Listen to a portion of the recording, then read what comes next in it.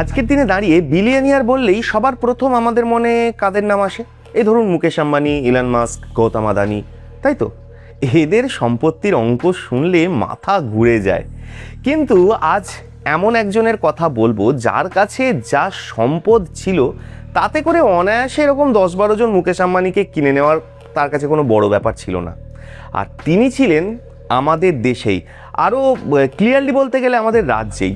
অবশ্য মোট অর্থের পরিমাণ দেখতে গেলে অনেকটাই কম মনে হতে পারে, কিন্তু ইনফ্লেশনের হিসেব যদি করি তাতে করে এমনটা হওয়াটা অস্বাভাবিক ছিল না। না, তিনি কোনো রাজা, মহারাজা, সম্রাট, নবাব কিছুই ছিলেন না, কিন্তু তিনি ছিলেন যাকে বলে একদম কিং মেকার। তিনি ঠিক করে দিতেন কে রাজা হবে আর কে শেষ হয়ে যাবে।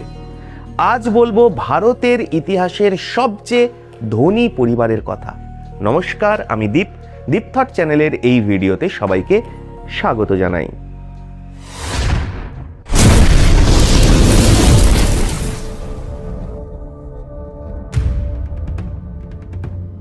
গল্পটার শুরু একদম সাধারণ একজন মানুষকে দিয়ে, নাম হীরানন্দ সাহু। রাজস্থান থেকে পাটনায় এসে ভাগ্য ফেরানোর চেষ্টা করছিলেন। তারপর একটা অদ্ভুত ঘটনা, এক ভাঙা প্রাসাদে এক মৃত্যু পথযাত্রী লোক আর তার কাছ থেকে পাওয়া গুপ্তধনের খবর।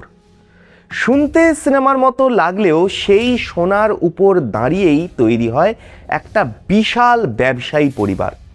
হীরানন্দ তার ছেলেদের ছড়িয়ে দেন বিভিন্ন শহরে, আর তাদের একজন মানিকচাঁদ এসে বসেন মুর্শিদাবাদে। মুর্শিদাবাদ তখন টাকার কেন্দ্র। মানিকচাঁদ ধীরে ধীরে নবাব মুর্শিদ কুলি খানের খুব কাছের মানুষ হয়ে ওঠেন। রাজস্ব, ট্যাক্সাল সমস্ত জায়গায় তার প্রভাব বাড়তে থাকে। তারপর তার দত্তক ছেলে ফতেচাঁদ পান একটা উপাধিটার নাম জগৎ শেঠ, মানে বিশ্বের সওদাগর। নামটা শুনেই বোঝা যায় ব্যাপারটা কত বড় ছিল। এক সময় এমন হলো বাংলার অর্থনীতি মানেই জগৎ শেঠ। নবাব, জমিদার, এমনকি ব্রিটিশ ইস্ট ইন্ডিয়া কোম্পানিও তাদের কাছ থেকে টাকা ধার নিত।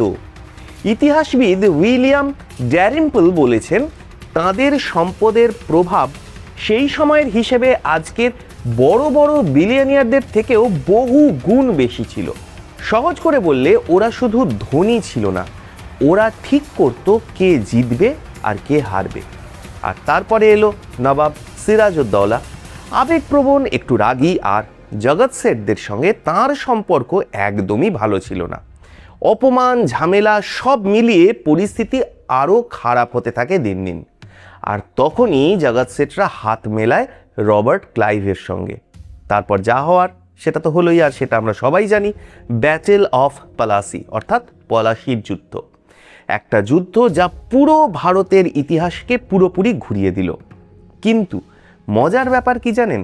যারা এই খেলা খেলছিল তারা নিজেরাই বুঝতে পারেনি খেলা তাদের হাত থেকে বেরিয়ে গেছে। ইংরেজরা ক্ষমতায় আসার পরে দেখা গেল ধীরে ধীরে জগৎ শেঠদের দরকারটাই ফুরিয়ে গেল। শেষে নবাব মীর কাসিম তাদের বন্দি করে হত্যা করান। যারা রাজা বানাতো তারাই শেষ হয়ে গেল। আজও মুর্শিদাবাদে তাদের প্রাসাদ দাঁড়িয়ে আছে, নীরব, অথচ অদ্ভুতভাবে যেন অতীতের গল্প বলে চলেছে। ভিতরে ঢুকলে দেখা যায় পুরনো ট্যাক্সালের ভগ্নাবশেষ, নানা সময়ের মুদ্রা, নথিপত্র, বিলাসবহুল পোশাক, সোনা, রূপোর সুতোয় বোনা বেনারসি, সমস্ত কিছুই যেন প্রমাণ করে দেয় কখনো এখানে অগাধ সম্পদের পাহাড় জমেছিল। বলা হয় এই প্রাসাদের ভেতরে ছিল একটা ভূগর্ভস্থ কক্ষ, যেখানে সোনা দানা ধন সম্পদ লুকিয়ে রাখা হতো। এমনকি একটা গোপন সুড়ঙ্গও রয়েছে যা নাকি কাঠগোলা বাগানের সঙ্গে সরাসরি যুক্ত, যেখানে প্রয়োজনে পালানোর রাস্তা তৈরি করে রাখা হয়েছিল। কিন্তু এত কিছুর মাঝেও সবচেয়ে রহস্যময় জিনিসটা হলো একটা আয়না। এমন একটা আয়না যার সামনে দাঁড়ালে নিজের মুখটাই দেখা যায় না। শরীর দেখা যায় কিন্তু মুখ অদৃশ্য হয়ে যায়। এটা হয়তো নিছক কারিগরি কৌশল, কিন্তু জগৎ শেঠদের ইতিহাসের সঙ্গে এটাকে মিলিয়ে দেখলে ব্যাপারটা কেমন একটা অস্বস্তিকর লাগে। কারণ যারা একসময় পুরো বাংলার অর্থনীতি, রাজনীতি সমস্ত কিছু কন্ট্রোল করত, যারা ঠিক করত কে রাজা হবে আর কে হারবে, শেষ পর্যন্ত তারাই নিজেদের অস্তিত্বটাই হারিয়ে ফেলল।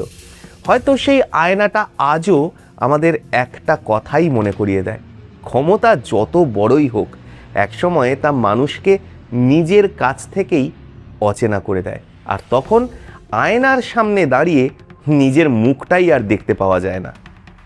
কেমন লাগলো আজকের এই ভিডিও তা কিন্তু অবশ্যই জানাবেন কমেন্ট করে। আর এইরকমই পুরাণ, ইতিহাস, ভূগোল, বিজ্ঞান, সিনেমা, এন্টারটেনমেন্ট, দুনিয়ার নানা বিষয়, নানা অজানা কথা, অজানা রহস্য জানতে সাবস্ক্রাইব করুন ডিপ থট। পাশে থাকা বেল আইকনটা প্রেস করতে ভুলবেন না। আর হ্যাঁ, এই ভিডিওর ডেসক্রিপশানে এই চ্যানেলের ফেসবুক পেজ, ইনস্টা হ্যান্ডেল আর হোয়াটসঅ্যাপ চ্যানেলের লিঙ্ক রয়েছে। প্রত্যেক ভিডিওর আপডেট সবার আগে পেতে ফলো করে রাখবেন ফেসবুক আর ইনস্টা, আর জয়েন হয়ে থাকবেন হোয়াটসঅ্যাপ চ্যানেলে। আর প্রত্যেক রবিবার সন্ধ্যে ঠিক 7টায় চোখ রাখুন কেবলমাত্র ডিপ থটে।